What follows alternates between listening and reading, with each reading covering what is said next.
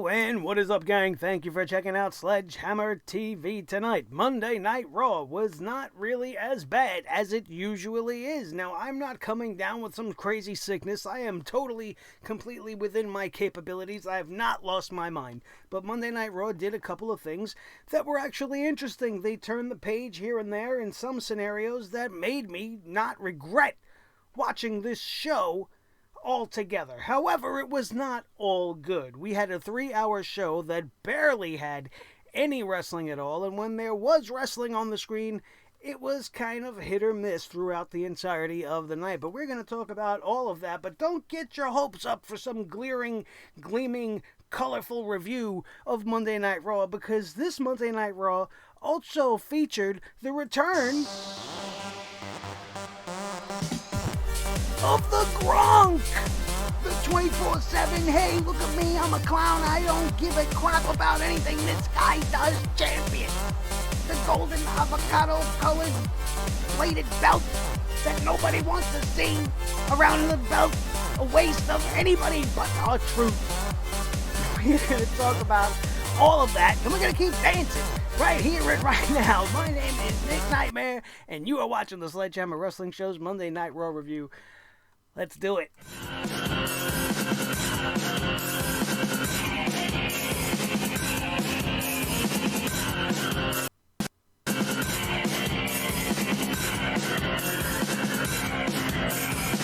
Sledgehammer Wrestling Show.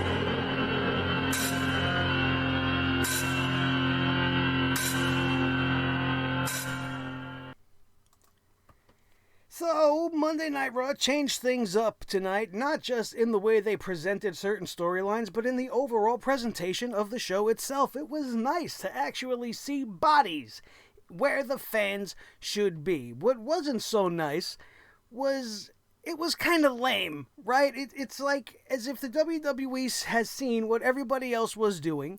They didn't put their mid-carders in the audience, but they filled the audience with performers from the Performance Center, up-and-coming trainees, and some of the mid-card of NXT. I think I seen Shotzi Blackheart there. I remember seeing The Rock's daughter. I pretty much seen out there. But who was out there was not the disappointing thing. The disappointing thing to me was just that it seemed like they were being directed. That crowd was about as useful as a laugh track in a 1980s sitcom. And it was about as authentic as that. I feel like they were told what to do and when to do it, and when you watch an AEW weekly show, that doesn't seem to be the feel. It's as if the guys are just, and girls are out there just watching, and they react to what they react to, and they don't react to what they don't react. And that's not the sense that I got with tonight's Monday Night Raw's crowd. Now, it was great hearing the noise, but it was also very distracting watching wrestling being surrounded by a proverbial hockey rink. They had crash guard plexiglass around the perimeter of the ring, going all the way up to the ramp. Now, I understand they're doing this as a safety precaution, right? With the whole pandemic, you got to keep everybody away. You got to wear masks. You got to stay 6 feet, this and that. Everybody in the crowd seemed to be about 6 feet away from each other, and I guess it's to ensure the safety of the performers while they are out there, keeping them safe from, I guess, the crowd, but not from each other as they get into the ring or whatever. But one of the things that is a glaring example as to how foolish the WWE can be is that they follow all these guidelines and they make the show look legit, right? We got the glass to protect, we got the crowd standing 6 feet apart, nobody's on top of one another, and everything is great. We are adhering to all the guidelines. And then you end Monday Night Raw with a pull-apart brawl between Drew McIntyre and Bobby Lashley, and everybody that was in the crowd is now gathered together in the ring. They went in there, and now they're all around each other, and it's as if they didn't care anymore. Oh, it doesn't matter. We don't have to be 6 feet apart anymore because, we got to go stop this brawl.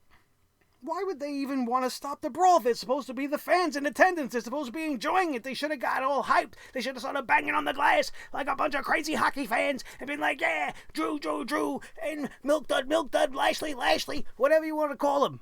That's what should have been happening, and you could have faded to black with these two behemoths just beating the snot out of each other. What the hell happened? We don't know. We have to tune in next week. But instead, we get a pull-apart brawl. It just... I'm watching them like... This renders the whole rest of the night kind of ridiculous and redundant, right? They all did what they had to do, but there's a fight going on, and we're going to go stop that. We're going to stop the main event from continuing on. It put me off a little bit, obviously, and I just laughed. I laughed my ass off because it's just foolish, right? You have them doing this all night, only to have everybody in a big group party in the middle of the ring, sweating all over each other. Come on, man. It's kind of silly, isn't it? Outside of that, the show itself was very long and very boring and kind of dragged. And this was not the fault of the participants in the ring, as they were not even barely given any time to do anything. Most of the matches that we seen on this evening were less than 5 minutes, with the exception of the women's triple threat match, which was given 15 minutes, because of Charlotte and reasons. We've seen Charlotte Flair about 4 times this evening. We've seen Bobby Lashley and MVP a bunch of times. And going back to the same people over and over again, it's just boring to me. It's just boring. It's like they really have no one coming to work, or they really have no other ideas, but we are going to continue to show you Nia Jax. We are going to show you Charlotte. We are going to show you all of these people we have at our disposal. We are going to give you Natalya. We are going to give you Austin Theory and Murphy and Rollins and all these people, because they're all we got. So they're who we're going to see all night long. We're going to get promos. We're going to get backstage segments. We're going to get Charlie Caruso time. And then they're going to have some sort of a match. And the match isn't going to equal up to half of the time they spent blabbing and talking on camera all night, boring the snot out of everybody, because the writing in this company is absolutely piss poor. I don't know where these guys went to creative writing school, but man, most of the promos on this night, with the exception of Edge, who probably didn't have his promo scripted for him, was pretty lame. It was pretty lame. I did, however, kind of enjoy what they were doing with MVP and Lashley. This is something that we talked about when it first started to surface, and how this could actually be a very positive thing. It is the best way to use MVP. He is an absolutely fantastic mouthpiece to add to a guy like Lashley, whose charisma is spotty at best. The guy's got a great look. He can go in the ring, but when he talks on the mic, he's just put me to sleep, NyQuil-inducing. I have no reason to be invested in a guy that seems to have no energy unless he's swinging bombs at somebody else's face. So you insert MVP to be the talking point, and it was working, I think. I feel like it was really coming together. One of my favorite moments on the night was when MVP was approached by Lana, the wife of Bobby Lashley, and she's like, "We gotta talk," and MVP's like, "No, we don't," and just walked off on Lana. Now, this did lead to our weekly We Have to Watch Lana Scream Like a Psycho Banshee session, but I thought that was a brilliant way to go about it. MVP don't have time for this nonsense. I enjoyed his interaction with the Street Profits, because he called them out on something that I've been saying about this team and this tag team division for weeks. He's like, "I don't have time for people like you, because you guys are champions and you don't want to act like champions. You want to go play golf. You want to go bowling. You want to do these ridiculous, anything you can do, I can do better segments that put me to sleep, that at the end of the segment don't even make sense. In every single scenario, they've put the Viking Raider, Warrior Raider Raiders in with the Street Profits over the last couple of weeks in these stupid challenges. We've seen an outcome to the basketball game. We've seen an outcome to the axe throwing that leads you to believe that one team was superior to the other, seeing that one team was the better of the two. But then they would end the segment with the team that lost being like, "Oh no, we let you win." What? Then what was the point? What was the point? And how are they 2-1 if there are no real outcomes to these debacles of segments that they are putting together? What are we going to do next week now? I forgot what they said, but it's going to be fucking dart throwing? Or something stupid like that? They played mini golf tonight after they got kicked off of a real golf course. It was a segment full of really bad dad jokes. All dad jokes. The only person laughing at that whole entire thing was Vince McMahon. Ha ha ha ha! This is the best thing I've produced since Fuji Vice done. Now, that's an insult actually to Fuji Vice, because Fuji Vice was awful. It was acted terribly. It was 1980s as 1980s could be. But it was funny, at least in the end. These are not funny. They're trying to force the funny. When you force the funny, it's as least funny as it could possibly be. So that was definitely one of the least fun moments of the night. One of the moments they're trying to produce to be the most fun, definitely missing by about a mile every time we see one of these stupid things. Oh, it was bowling! It was bowling, I just remembered. Bowling is next week. I actually said that. I don't know. It gets me so fired up because it's just so stupid. And instead of having your World Tag Team Champions build a legacy by defending their championships against valid tag teams and building up regular storylines and building up the Viking Raiders as viable contenders and doing anything that matters like you used to do in a tag team division, you got these guys throwing axes, playing golf, playing basketball, and bowling. So MVP called them out on it, and I was grateful for it. And I think that, going back to our original point, MVP doing what he's doing right now in this managerial role is fantastic. Why they had to put him in a matchup as Lashley's partner towards the end of the night, that seemed a little bit much. As I did say from the beginning, just keep him out of the ring, and I think it'll work. And while tonight wasn't the worst I've ever seen, it just seemed like unnecessary. Definitely unnecessary. You could have got him anybody else. You have a roster full of young talent that could be coming up side by side with Lashley, also being managed by an MVP. But instead you got MVP in the main event of Monday Night Raw in 2020. In a program for the World Heavyweight Championship. Just thank God he's not the one competing for it. Because, the WWE's probably itching to do that, because he's over 40, and that's a very big prerequisite for being the World Heavyweight Champion in the WWE nowadays. Talking about being a champion in the WWE nowadays, congratulations to Apollo Crews. This is a guy I've been pulling for since the first time I seen him in NXT. I thought he was a fantastic physical specimen. And then you see the athleticism he possesses during his matches in the ring, especially in his NXT days. He was great. I myself, I consider to have a pretty good eye for talent, if you ask me, and that might be conceited or just my own opinion, and I'm entitled to that. But when I seen Apollo Crews, I said, this guy can be a megastar. It's the same thing I seen when I seen Drew McIntyre. Same thing I seen in the eyes of a Seth Rollins. Even though he gets on my nerves to no end now, the guy's just a star.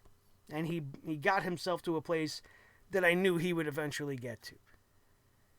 But Apollo Crews finally taking his first steps to stardom. My worriment here is the fact that where are they going to go from here with it?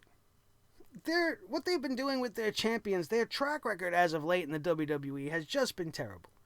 Look at what they've done to guys like Sami Zayn. Look at what they've done to guys like Daniel Bryan and Shinsuke Nakamura during their runs as champions. They just all come up flat, unimportant. Nothing really memorable happening in it. And is that going to be Apollo Crews' fate as the United States champion? Is he just going to be in the mid-card with this belt now? Is he going to be stuck in rematch after rematch with Andrade? Is he going to have the attention shifted to an Angel Garza? Is somebody from Seth Rollins and the Monday Night Man Bun Society about to step in and try to challenge for that championship and bring all the gold to that stable? I don't know what's in store, but my hope is that we are finally taking some steps in the right direction with Apollo Crews. Because as this whole thing is starting off, it's already kind of erratic, and it's already gotten off on the wrong foot, because in the lead up to this match, from one week to the next, you had Apollo Crews kind of developing an attitude, kind of getting a chip on his shoulder a little bit, getting a little bit fed up with the baby faces, always trying to be like, oh, don't worry, you'll get him next time, guy, and whatever. And it looked like he was developing an edge. And I liked that. It's something that I said he needed to do. He needed to stop smiling and being a happy, jolly-go-lucky, baby-faced, goofball-looking guy and get serious and want to win some championships and want to break some heads. That's what I wanted to see from Apollo Crews, and it looked like they were going in that direction, and then they put him in the Money in the Bank, and then took him out of the Money in the Bank, and now we're back to square one with the happy-go-lucky, smiling all the time, babyface Apollo Crews, and that has gotten him the United States Championship in a very short, but somewhat decent match to start off the show. It's terrible that Andrade has to lose, but you can't win them all. And there's another example of just terrible title runs. Andrade Cien Almas has been the United States champion for how long, and how much of it do you really remember? What was the most memorable moment? Tonight, him losing it to Apollo Crews? Because up until now, you kind of forget. You built a whole faction around Andrade and Zelina Vega, and you killed the faction, and now you took the championship from Andrade.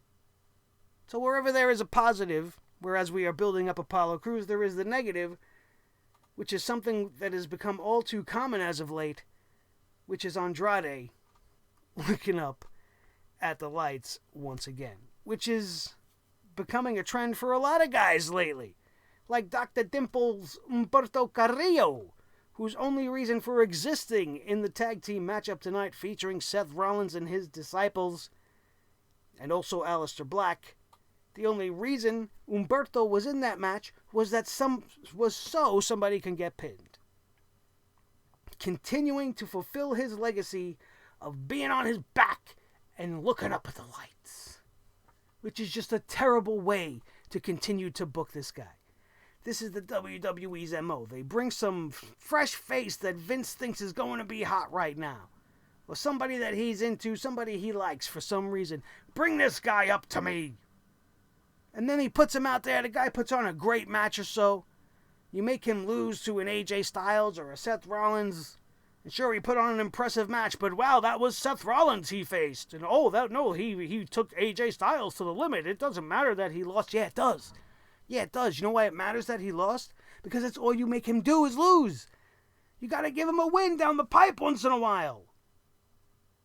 Why would anybody be a fan of somebody who does nothing but lose? Why? Because he's got a cool new t-shirt? Because he used to come out dressed up like a Power Ranger? Because he's got cutesy wootsy little dimples? Is that why I'm supposed to cheer for him? Doesn't work that way. These guys have to show value in the ring as well. Not just in the mirror. Look how cute he is. He's got cute little dimples. Cheer for him. No way, man. Ridiculous. Just about as ridiculous as the Kevin Owens show. Once again, I hate the fact that Kevin Owens had this big moment at WrestleMania, and he should be making his comeback to television and trying to put his foot right on top of the mountain, going right straight for Drew McIntyre, trying to insert himself in the World Championship picture. That's what I wanted from Kevin Owens. What I'm getting instead is, for the second week in a row, a literally useless episode of the Kevin Owens show. The whole purpose of this show was for him to once again talk about somebody else's match, put over the triple threat match that has already been heavily advertised to the moon and back since Friday, and nobody was really looking forward to it given the participants involved. Who were those participants, in case you've been living under a rock? Well, they are 3 women who are wrestlers, who have family legacies in the world of professional wrestling. And why do I bring that up? Because I feel like that has to play some sort of a part in the fact that this match even exists. You have Charlotte Flair, the NXT champion, who should be on NXT and only NXT. I don't care about your brand extension, invitational, wild card nonsense bullshit rule. She's the champion of that show. She shouldn't be floating around, burying every division she sets her eyes on. She definitely shouldn't be in a match on Raw with the possibilities of her getting a shot at the Raw Women's Championship right now. If there's ever been too much Charlotte Flair, it is now. If you thought it was bad before, now it's insufferable. She's just on every show. She's getting multiple segments throughout the night, and it just bores the hell out of me. The agenda to make her feel like this queen that she claims to be in the eyes of the world is tired and done. You can't Roman Reigns this girl enough, can you, Vince? When he loves something, man, boy, does he love it.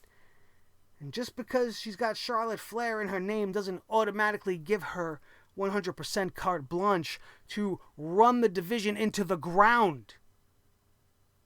And then who else do we got? We got Nya Jax. Nya Jax, who's just come back from injury and has done nothing really to earn this matchup in a storyline capacity. What has she done? She's just come walking in, beating people up, throwing Kairi Sane around a little bit. That has nothing to do with the World Championship for the women. That has nothing to do with Asuka. That's her partner, sure. But shouldn't she be attacking Asuka? Asuka wasn't even the champion when this first started going down. So you can't even really use that. It only just happened to go that route, thanks to Becky Lynch's departure. So there's 2 out of 2 that really have no business being in this match. And then you have Natalya. Natalya, another generational superstar, part of the Hart family. We all know this. And throughout the night, we're getting this weird storyline with Natalya, too. She's getting phone calls interrupting her in the middle of her interviews from her husband TJ. I don't know why that matters. And here she is in this match. Natalya, who much like Dr. Dimples, has been looking up at the lights for weeks and throwing temper tantrums and breaking up the Kevin Owens show, which she did apologize for. The one thing I found amusing in this segment was when Natalya came out, Kevin Owens started to kind of clear the ring and get worried about his stuff and his set, which prompted Natalya to apologize for her actions. And here we go with the Big Show syndrome. One week she's turning, one week she's getting mad and nasty and snappy, and now she's coming out and apologizing, and one week to the next, Natalya just fills the role they need her to fill. But really, who are we supposed to be rooting for here? Natalya, who hasn't won anything and doesn't really deserve to be in this match outside of her name value and family recognition? Charlotte Flair, who's already a champion of a brand that she should stay on, and in this case, she's on a show tonight that she shouldn't be on right now, and is only being put in the position she's being put in thanks to her family heritage and her pedigree? Or Nia Jax, who upon return from injury, which is very impressive what she has returned from, has been immediately catapulted into the top spot once again before really getting her feet wet back again and earning her spot. She's just coming in and taking it. And I understand she's the bigger, scarier, more strong woman that they're all supposed to be afraid of. This crazy, irresistible force, beast woman. But she's done nothing. She hasn't beaten anybody of importance outside of Kairi Sane. How does that earn you a title shot? The only thing getting her this shot is her name recognition and the value of her family lineage. If not, why wasn't Ruby Riott in this match? If you don't have to be a winner, if you don't have to have a bunch of wins underneath you to qualify for this matchup, why not Ruby Riott? Hell, why not Sarah Logan? Why not Liv Morgan? Instead of having her do these promos that week after week continue to make less and less sense, have her in this match. She was doing okay. She was having some decent matches. She almost beat Charlotte Flair a couple of times. Doesn't that earn you maybe consideration? She took the NXT champion and almost beat her once. Maybe she should get a shot at the Women's Championship of Monday Night Raw. I would accept that. Not very logical, but I would accept that over this match. And the outcome was as predictable as apple pie on a Thanksgiving morning. Nia Jax wins. Why would Charlotte win? She's already a champion. Why would Natalya win? She hasn't won in months. Or at least it seems like months. At the very least, it's been quite a few weeks. So they're going with Nia Jax. We're going to get Asuka versus Nia Jax. Do you think Asuka's going to make it out alive? Literally and figuratively? We'll have to tune in and see, I guess. But the whole entire segment with the Kevin Owens show was totally unnecessary, took up way too much TV time, and was longer than half the matches that took place on this show. That's how they opened up Monday Night Raw tonight. Then we got Apollo Crews defeating Andrade with Zelina Vega.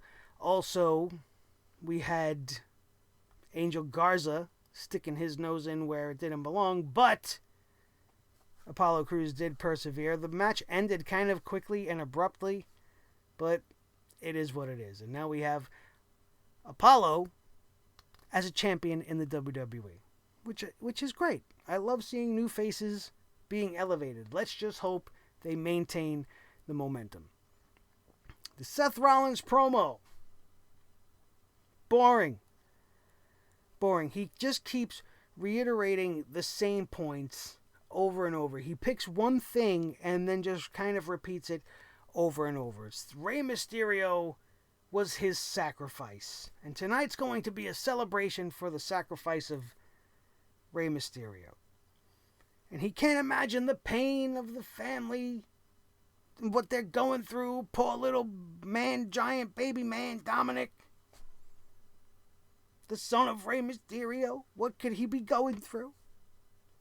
It just doesn't hit me. It doesn't hit me. I do like the way this new faction looks with Austin Theory. I think Murphy and Theory looked great next to Seth Rollins. I think it's a much, much bigger improvement than having the Authors of Piss behind him. Because it came so out of nowhere and just felt so generic, and it didn't make sense how they even came together. But this, I can kind of get behind it. I just wish the promos were a little bit more, not entertaining, but meaningful. Like, I feel like he's just repeating the same rhetoric week after week after week. He's trying to save us. We're going to move into the future, and he's moving into the future with Austin Theory as a part of his team. Buddy Murphy seems like he's not really 100% behind this already. Almost playing like that Luke Harper role when Randy Orton joined the Wyatt family, and Luke Harper, though he was obedient to Bray, was immediately just kind of suspicious, and Buddy Murphy is either suspicious of Austin Theory or he doesn't like the fact that Seth Rollins' attention is going to another man. I wonder which of the two that could be. It could be nothing. It could be Buddy Murphy just has a psychomaniac's expression on his face while he's doing this whole thing with Seth Rollins, and I guess that's fine too. But I wouldn't be surprised if that ends up bubbling up sooner than later. The whole point of this was to hype their match between with Alistair Black and Umberto Carrillo, which we kind of already talked about later on in the evening.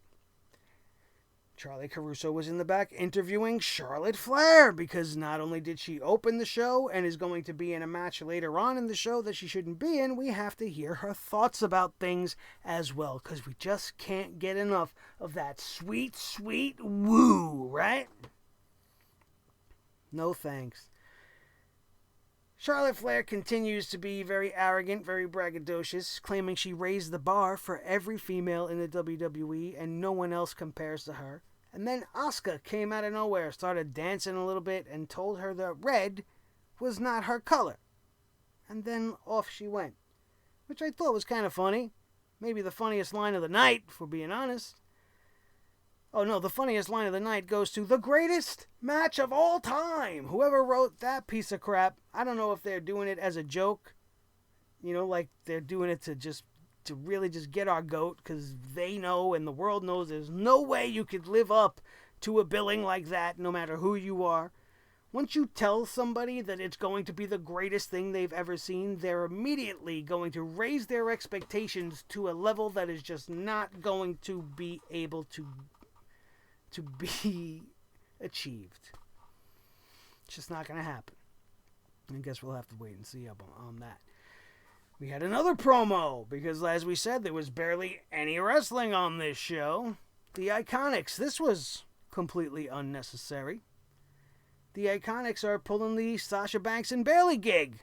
We're going to go 1 week for them miscommunicating and almost breaking up and punching each other in the face by accident and being weird backstage, to a simple apology, and we're going to move on because we should be the tag team champions. And then away we go. Out comes Little Miss Twisted Bliss and her running buddy, Nikki Cross. Bliss Cross applesauce. One of the weirdest pairings in all of wrestling. And I understand that opposites sometimes do make something interesting, but once again, this is just something that is boring to me. It is boring to me. And it doesn't matter how beautiful an Alexa Bliss is. It doesn't matter if you think Peyton Royce is hot. It doesn't matter if you got a thing for Nikki Cross. It doesn't matter. None of that matters. What matters is the material that these girls are being given is just dreadful. It really is. The writing is subpar. And when you factor in that a majority of us already don't care about what's happening with the Iconics, and we really are not into what's going on in the women's tag team division in general, what's the point of it all? It's just wasted television time. Somebody with an erection in the back who wants to make these girls feel good, or maybe wants to get in their pants, is writing them all of this material in the hopes that they'll give him a date of some sort. I don't know. That's the best thing I can come up with, because other than that, I don't know why this segment exists on this show. Definitely one of the poop hammer moments of the evening. And it's not a slight on any of the girls. This is a criticism of the television show that they are performing on. It's nothing personal. It's just borderline coma-inducing. I sit there and I watch, and I have no reason to care. No reason to be invested in the women's tag team division. No reason to be invested in either of these teams. It's just uninteresting. And that's not a personal attack. It's just my opinion and how I feel. You could have watched it and enjoyed it. Maybe you whacked off during it and it made you feel good because you got a thing for one of the girls in the ring. That's fine. You know, it's something that some of us used to do back in the day.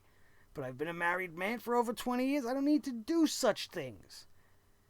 I know what a woman feels like. I'm not a basement-dwelling virgin or any of the stupid things that asshole trolls like to call some of us here on the YouTube wrestling community. But when I watch this, it makes me ashamed. It makes me ashamed. Not of the girls, but of the company. Because this is how they see their women. They don't value them as much as we value them as fans. But they won't see that. They won't see that. Inevitably, somebody will see this, take it the wrong way, compare me to somebody else. It's not my fault you can't handle the truth. Because that's the truth. According to me. Each of us have our own truths, do we not? We don't have to agree on everything. But we should at least be civil. Right? I didn't say anything that bad, right? I'm not picking on anybody. I just don't appreciate the way the television show portrays these characters. Is that the PC way to say it? I don't know. Those of you who have been on social media today will know why I have breached this topic in this way. But that's all we are going to say about that. We had the Lana approaching MVP, being told to get to stepping, Lana. We don't need you round these parts no more. And I thought that was fantastic. Can't wait to see how that turns out. Hopefully it turns out with Lana being phased away from Lashley, MVP being the sole manager of him, and Lana can go and be with Rusev doing cartoons or whatever it is that he's doing now. Or going to whatever promotion he ends up in next. Or are they really divorced now because of this whole storyline? Who knows? This ain't TMZ, and I certainly don't really give a shit. It's just interesting when you think about it. Rusev is out. Lana is still there, married to some guy who she's not married to, and working for a company that just shit all over her actual husband. It's an interesting scenario. MVP was the MVP tonight, if you ask me. The VIP lounge tonight was entertaining and informative and really, really good for the first time since he's brought it back. The MVP was the host, but the guest, not the ghost, host and guest together make a ghost. Boo! I scared myself. Anyway, I almost did it again. The guest was the World Heavyweight Champion, Drew McIntyre. And this was good. This was good stuff back and forth between these guys. It was very intense. MVP's building up Bobby Lashley as a serious contender, while also building up himself as a cunning businessman, saying that he is the one that has gotten Bobby Lashley this opportunity, and that he fully expects Bobby Lashley to capitalize on it when he beats Drew McIntyre for the championship coming up at Backlash. And then Drew McIntyre had some interesting things to say back. They talked about how it was almost 19 years for him to get this opportunity where he was able to go to WrestleMania and beat Brock Lesnar in under 5 minutes. And he earned every second of it. McIntyre said Lashley could take that belt from him if he could pry it out of his cold, dead hands. And then MVP said that could be arranged. And then out came Bobby Lashley. But before he could hit the ring, a claymore would explode in the face of MVP out of nowhere, Randy Orton style. This was all very, very good. I really enjoyed the back and forth. I enjoyed the promo work here. And I think one thing that probably got glossed over a little bit was Drew McIntyre was really fired up at the end of this segment, and he was calling out Lashley in a big way, and he said things much to the way of telling everybody the real Lashley is in there. Like, Lashley's been here all this time, but we haven't seen the actual Bobby Lashley. So show me the real Lashley. Come on and fight me, daring him to be the Lashley of old. And if they can deliver in the ring the way I've seen them go at it before in Impact Wrestling, if the WWE doesn't screw up the story in between matches, this could be something that we can all really get into and be excited about. For the first time since Lashley has come to the WWE, we have the possibility of him doing something great. And I've seen him wrestle Drew before. I know what we are about to be in store for if the WWE don't strap on the handcuffs and if they don't constrain them with a 5-minute runtime. I'm excited for this match at Backlash because I feel like it holds a lot of stakes for the future. And depending on how this match goes down, we all know Bobby Lashley's not going to win. But depending on how it's booked and how the quality of the match plays out when it's all said and done, we might be in for a pretty good run here. Or at least Drew McIntyre's run will be off to a good start, unlike everybody else who has held this belt before him in the last couple of years. So I'm into it. I thought it was good. Charlie Caruso attempts to interview Natalya. Way too much backstage interview stuff and way too many women's segments focused on one particular matchup that was already well established at the beginning of the show. We didn't have to go back to Charlotte. We didn't have to go back to Natalya either. We established this all already at the beginning. This is just filler, and filler of the worst kind. Natalya stopped the interview to answer her phone, which pissed off Samoa Joe, which I did appreciate Samoa Joe pointing out that that's not very professional and it's not something that you should be doing. The call was from Tyson Kidd, her real-life husband, also known as T.J. Wilson, his real name. Natalya told T.J. that she apologized for her tantrum, and it was all she could do was apologize.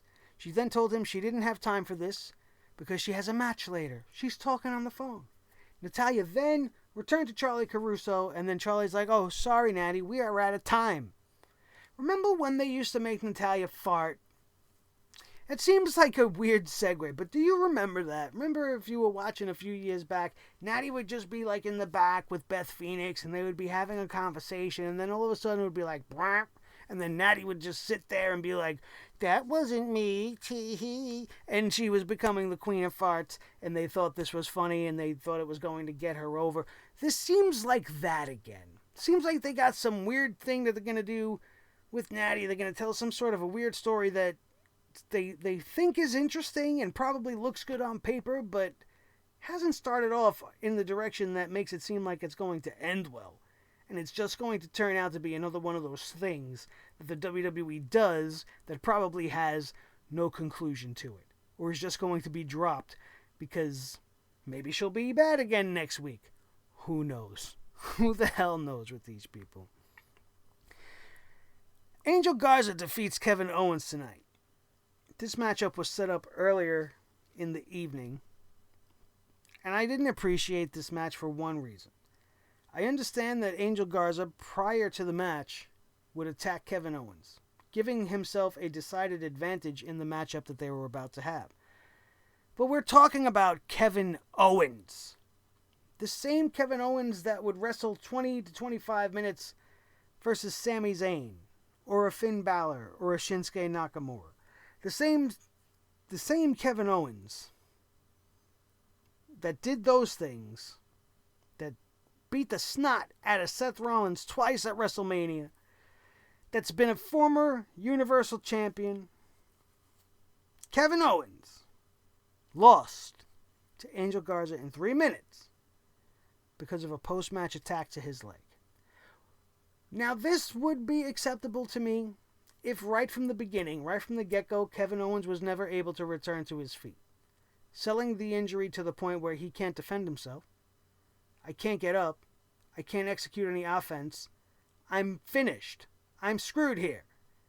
And there was no other way out because he couldn't stand. One-legged man in an ass-kicking contest is no good to anybody. So that would make sense. What doesn't make sense is having Kevin Owens in there and having the ability to make a comeback, taking the momentum and swinging it in his direction, and then going to execute things like moonsaults and things of that nature, and then still ending up the loser. If Kevin Owens could get that second wind, even on a second wind, he should be able to beat an Angel Garza. Now, while this, again, much like earlier for Apollo Crews, this does great for Angel Garza because it gives him a win versus an established and very well-respected Kevin Owens. But Kevin Owens, since coming back, has been treated like garbage. And I don't understand it, and I don't appreciate it.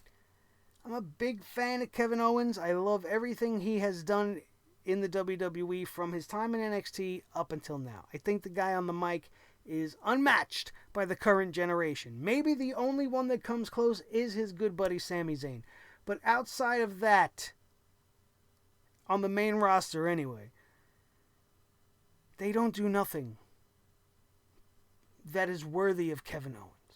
Why he's not going for the heavyweight championship, or at the very least being the one to go after Andrade for the United States title, if you're not going to put him in the main title picture, I just won't understand. I will never understand it. I will never understand it. Think about all the momentum he had with that whole feud with Shane. The crowd loves this guy. He's the closest thing you got to a next version of Stone Cold, not just because he does a stunner, but because of his connection to the people. But you got him losing to Angel Garza, which I said wouldn't be such a bad thing if they booked it a little bit better and gave these guys more than 3 minutes on Monday Night Raw. On a Monday Night Raw that has, at this point, pretty much talked you to death, with only having 3 matches totaling about 12 minutes time by the time we get to the start of the third hour. We come out of this matchup and we go to the Street Profits, Viking Raider, Warrior Raider, Raiders golf segment, which I don't really want to talk too much about. We've seen so much stupidity here, so many bad jokes, so much lameness. I watch a lot of crazy shit. I watch a lot of weird stuff on Adult Swim, stuff that most people probably don't find funny. I have a twisted sense of humor. I have a dry sense of humor sometimes. But this shit's not funny. It's not funny. And if your goal is to be entertaining the children with this, then A, it shouldn't be featuring the World Tag Team Championships at all. That's one. And B, maybe you should start the show with something like this, because most kids are in bed and fast asleep by the time this clown show took place. And this is another case of the WWE having 2 teams that consist of 4 tremendous athletes, 4 fantastic wrestlers, all unique and individual in their own right, and not having a clue what to do with them. One of said teams is the champions. So it should be crystal clear as to how this goes. But the WWE has a problem known as the tag team division, or lack thereof, should we say, which prevents the Street Profits from defending their championships on a daily basis, or a weekly basis rather. It prevents the Viking Raider, Warrior Raider, Raiders from building up a comeback run by reestablishing their dominance over every other team and building up their confidence to take their championships back from the Street Profits. These are standard wrestling building things. And notice that at no time in between did we say, well, we're going to see the Street Profits versus the Viking Raiders about 3 times before we get to the rematch. No. But that's classic old school booking. Does that play now? I wouldn't know, because they don't do it anymore. But I can almost guarantee you it would work, and it would be a whole lot more interesting and more beneficial for these teams than these 2-bit comedy segments that are being written by some hack that thinks he wants to be, that thinks he's a TV writer for some goofy TV show. Now, that may end up being the case when you think about that statement, because he's just a goofy writer writing for some goofy TV show. But it's like the WWE don't hire wrestling writers, so they hire the guys that should be working at Comedy Central. But these are like the D-list guys. These aren't like Trey Parker, Matt Stone level stuff. This isn't like Tim and Eric level kind of goodness. This is awful Saturday morning cartoon type stuff for grown adults to be ingesting after 9 p.m. on a Monday night. And I could never get behind that. By the way, the Street Profits won this golf game 24 to like 117 or whatever. And then the Viking Raider, Warrior Raider, Raiders said, oh no, we let you win. And then he pulled a turkey leg out of the fucking golf hole. And then wanted to eat it. And then there was an alligator that also wanted to eat it. I'm not making this up. I'm not extending the story and fabricating. This is actually what I saw. Now, it's possible that I may have smoked too much out of boredom, and I imagined this, but that's up to you to let me know. Buddy Murphy and Austin Theory defeated Umberto Carrillo and Alistair Black in less than 5 minutes, and we already mentioned the only reason this happened, or the only reason Umberto was in this match, was so that this could happen. Austin Theory gets the pin, gets a big win for his team, gets a win for the Messiah, but the best part about this match came after, and unlike his very boring promo at the beginning of the show, Seth Rollins was very, very scary here. And he was vicious, and he was violent, and he had Umberto Carrillo's head and eye inches away from the steel step, mimicking what he did to Rey Mysterio, and threatening Alistair Black to stop what he was doing as he was getting ready to attack the Monday Night Man Buns squad with a steel chair, and kept saying, "You do what I say," or he was going to sacrifice Dr. Dimples and give him a permanent dimple in one of his eyes. Now, obviously, that's not what he said, but that's what happened. And Alistair Black finally let up. They dropped Umberto Carrillo, and then everybody left. The post-match was better than the actual match, and I thought this was the most menacing we have seen Seth Rollins. He did not come off foolishly. He came off very serious, and if he could do more stuff like this and stop trying to mimic some sort of a weird, gothic Seattle, cult leader priest wannabe thing, and just be a mean-ass prick, I think he's going to be much better off. Edge had a promo with Randy Orton. Edge's promos and Randy Orton's promos are fantastic. What do they lead to? They lead to the greatest match in all the world, but we're not going to even go back to that. They cannot live up to the hype. These promo segments leading into it are going to be better than the match itself. Edge said he was out of action for 3,212 days. And I'm like, well, somebody in the stats department in WWE was working overtime this week. He also mentioned Randy Orton competed in 1,126 matches in the time that Edge found himself sitting at home. He then wanted to thank Randy Orton for making him want to prove himself once again. He said he watched the Last Ride documentary, which is fucking fantastic, by the way, and you should be watching that if you have the network, especially. If you don't have the network, you should get the network just to watch this. The Last Ride is a fantastic and unprecedented look into the life of The Undertaker. It's emotional, it's gripping. I have cried multiple times, being that I lived through this man's career with him as a fan, and it's just fantastic. It's better than anything you will see on USA or Fox being produced by this company. It's fantastic. But Edge said he watched the Last Ride documentary and understands now what The Undertaker's going through, because he, even in watching himself pontificating was the word he used about the right time to hang it up and when does a guy know when enough's enough, here he finds himself going out there for one more match. Orton doubts his wrestling ability, but I think Randy Orton's the only one that doubts Edge's wrestling ability, because he was nice enough to remind everybody this is a guy that has put on fantastic matches with The Undertaker, Shawn Michaels, Kurt Angle, Eddie Guerrero, Rey Mysterio, Owen Hart, Mr. Perfect, Christian, William Regal, Davey Boy Smith, the British Bulldog, to name just a few. And we could go on and name a whole lot more. This is the guy that actually made John Cena look good at times. Maybe John Cena's greatest rival ever.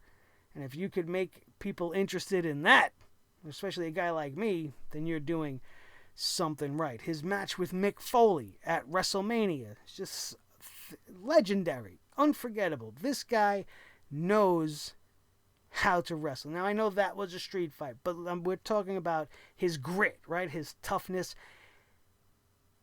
But he kind of admitted here in this thing that everything he was just talking about is all in the past.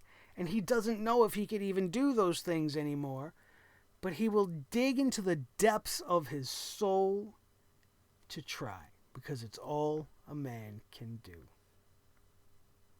I thought it was good. I hope the match is as good as they're claiming it's going to be. It definitely isn't going to be the greatest match of all time, but it's shaping up to be interesting, to say the least. We talked about the triple threat tag team match. Nya Jax defeats Natalya and the NXT Women's Champion Charlotte Flair. There were some good moments in this match, actually. It was not as bad as many of you may expect just by hearing about who is partaking in this matchup. There were some good spots in this match. There were also some terrible spots in this match. Charlotte Flair continues to execute the moonsault absolutely terribly. She almost landed directly on her feet. It was very poorly timed. Outside of that, there were a couple of misfires in this matchup, but I feel like they really tried. They really tried here. And there was one spot where the two blonde bombers picked up Nia Jax simultaneously and put her through an announce table.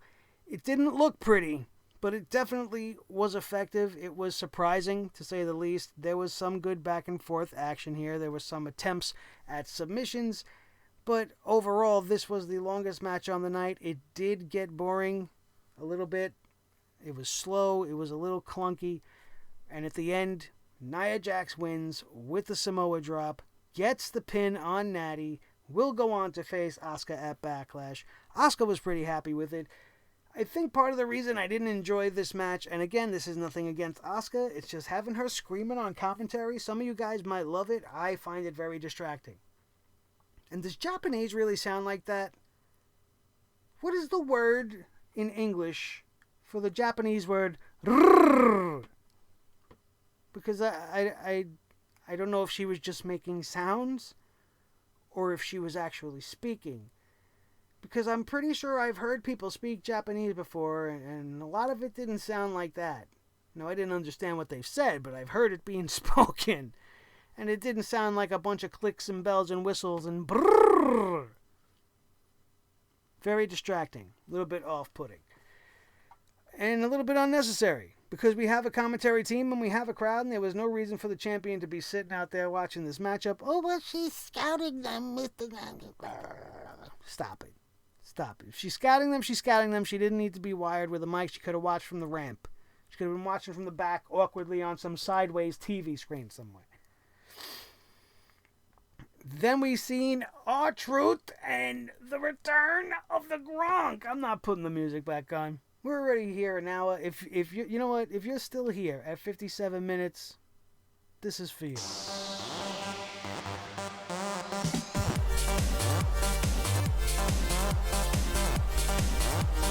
Gronk thing. Now that I realize